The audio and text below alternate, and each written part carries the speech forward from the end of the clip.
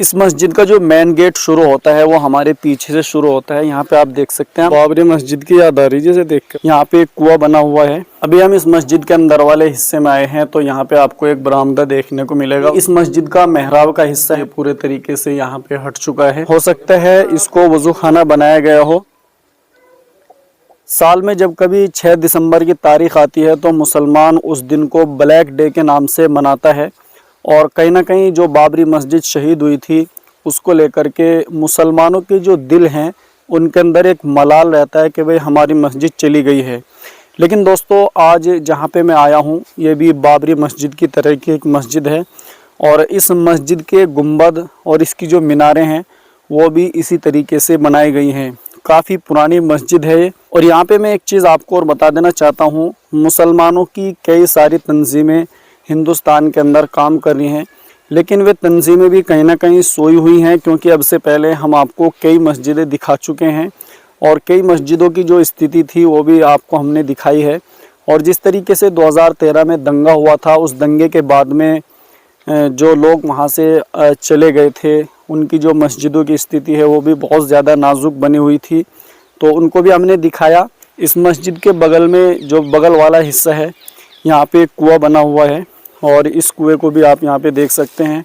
काफ़ी बड़ा लंबा चौड़ा कुआं है। अगर मैं कहूँ इसकी अगर मैं लंबाई की बात करूँ और चौड़ाई की बात करूँ तो ये तकरीबन 25 बाई 25 फीट का एक कुआं यहाँ पे बना हुआ है और इस कुएं के अंदर मलबा मटेरियल यहाँ पे बहुत सारी चीज़ें भरी हुई हैं। इस मस्जिद का जो मेन गेट शुरू होता है वो हमारे पीछे से शुरू होता है। यहाँ पे आप देख सकते हैं हम तकरीबन 10 या 12 फीट ऊंचाई पे खड़े हैं। ये इस मस्जिद का मेन गेट है और इधर आप जो ये चीज़ देख रहे हैं यहाँ पे एक मीनार थी। ये मीनार की निशानी है। जो ऊपर वाला हिस्सा था मीनार का वो तो यहाँ पे टूट करके ख़त्म हो चुका है और दूसरी साइड में भी आप मेरे पीछे जो देख पा रहे हैं यहाँ पे भी कोई मीनार वगैरह होगी शायद, जो कि ऊपर से अब टूट करके ख़त्म हो चुकी है। इसके निशान बाकी हैं। मीनार जो यहाँ पे बनाई गई थी वो इस तरीके से बनाई गई थी जिसके ऊपर चढ़ करके गांव की चीज़ें देख सकते थे। तो काफ़ी मजबूत तरीके से इस मीनार को तैयार किया गया था।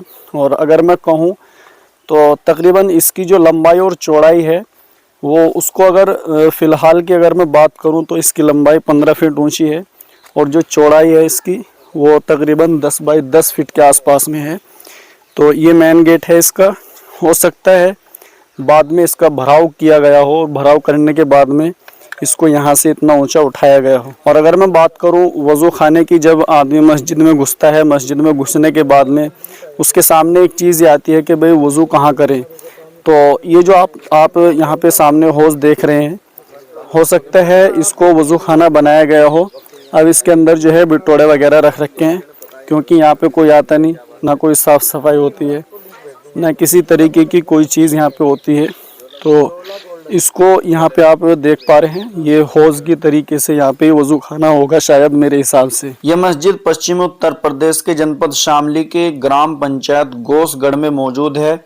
इस मस्जिद का एक बहुत ही सुनहरा इतिहास है। इतिहासकारों का मानना है कि इस मस्जिद की तामीर नजीबुद्दौला के पोते गुलाम कादिर ने कराई थी। उसने इस मस्जिद को अपने महल के अंदर तामीर कराया था। महल के तमाम निशानात मिट चुके हैं, अब सिर्फ यहाँ पे मस्जिद बची हुई है। हालांकि गांव में मुसलमान आबादी न होने के कारण 1940 के बाद से मस्जिद में नमाज नहीं पढ़ी गई। अब कुछ स्थानीय हिंदू इस सदियों पुरानी संरचना में जान डालने के लिए आगे आए हैं। स्थानीय लोगों का मानना है कि देश में सांप्रदायिक सौहार्द की मिसाल ये मस्जिद बन सकती है। मस्जिद के जीर्णोद्वार के बाद भी गांव में शुरू हो चुकी है। ग्रामीणों का नेतृत्व सामाजिक कार्यकर्ता चौधरी नीरज रोड़े कर रहे हैं, जो कि वर्तमान ग्राम प्रधान के पति भी हैं। उन्होंने कहा है कि ग्राम पंचायत के सभी सदस्य अपनी राय में एकमत हैं कि इस मस्जिद को संरक्षित करने की जरूरत है।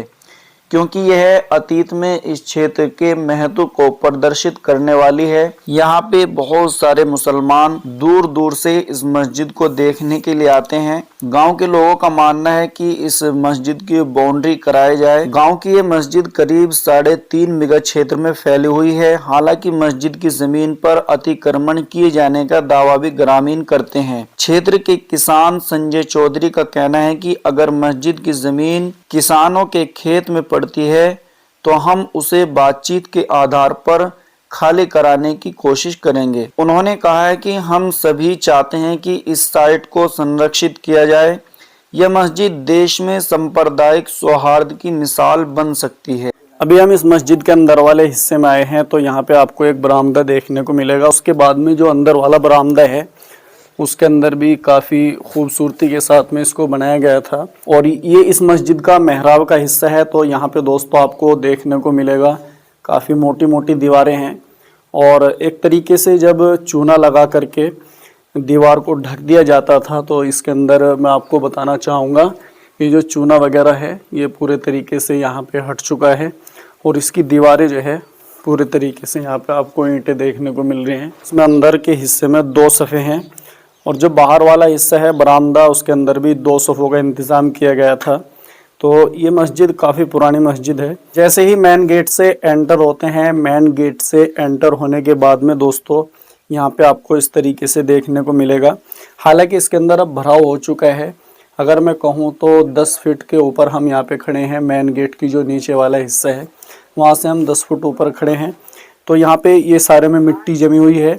इसके नीचे अगर मैं कहूँ कि यहाँ पे जो है काफ़ी ऊंची ये दीवारें होंगी, तो यहाँ पे भी कोई जगह ऐसी होगी, या तो बरामदा हो या फिर यहाँ पे आने के लिए रास्ता हो, या फिर यहाँ पे एक अंदाज़ा हम ये भी लगा पा रहे हैं कि इसके नीचे आग जला करके हौज़ में पानी गर्म किया जाता हो, ऐसा भी हो सकता है। इसके अंदर दोस्तों मैं आपको बता देना चाहता हूँ कि मुसलमानों की बहुत सारी जो तंजीमें हैं वो यहाँ पर आए और आकर के यहाँ के लोगों से बातचीत करें, यहाँ के जो प्रधान जी है उनसे भी बातचीत करें, क्योंकि जब किसी से कोई बात की जाती है तो कुछ ना कुछ मसले का हल निकलता हुआ ज़रूर दिखता है और एक चीज़ के ऊपर बात आमादा हो जाती है। तो यहाँ पे लोगों को आना चाहिए, आकर के इस मस्जिद को देखें और देखने के बाद में दिल के अंदर ये कोशिश करें कि भाई इस मस्जिद को किस तरीके से बचाया जाए। हम अंदर गए थे इस मस्जिद के अंदर, लेकिन इस मस्जिद की जो दीवारें हैं और जो इसकी मीनारें हैं और जो इसके गुंबद हैं वो कहीं ना कहीं ये कह लीजिए कि गिरने की तरह है, और वो बहुत ज़्यादा कमज़ोर हो चुके हैं। और हालांकि पुरानी मस्जिद है, बहुत ज़्यादा पुरानी। यहाँ से जो आपको ये गुंबद नज़र आ रहे हैं ये बड़े बड़े गुंबद हैं, और एक मीनार जो यहाँ पे आपको दिख रही है इस साइड में, यहाँ पे भी एक मीनार थी। इस मीनार के जो अगर मैं बात करूँ इसकी लंबाई अभी भी 20 फीट से ऊंची है, लेकिन इस मीनार के जो ऊपर का हिस्सा है वो भी जाके कहीं ना कहीं कमज़ोर होकर के गिर चुका है। एक दिन ऐसा होगा ये बहुत ज़्यादा जल्दी ही जो ऊपर वाले हिस्से हैं वो भी गिरना शुरू हो चुके हैं। तो इसके बारे में सोचा जाए, यहाँ पे आने के बाद में कुछ ना कुछ इसके ऊपर फैसला लें, गाँव वालों से बातचीत करें, प्रशासन से कुछ सहयोग चाहिए तो प्रशासन से सहयोग लेने की कोशिश करें।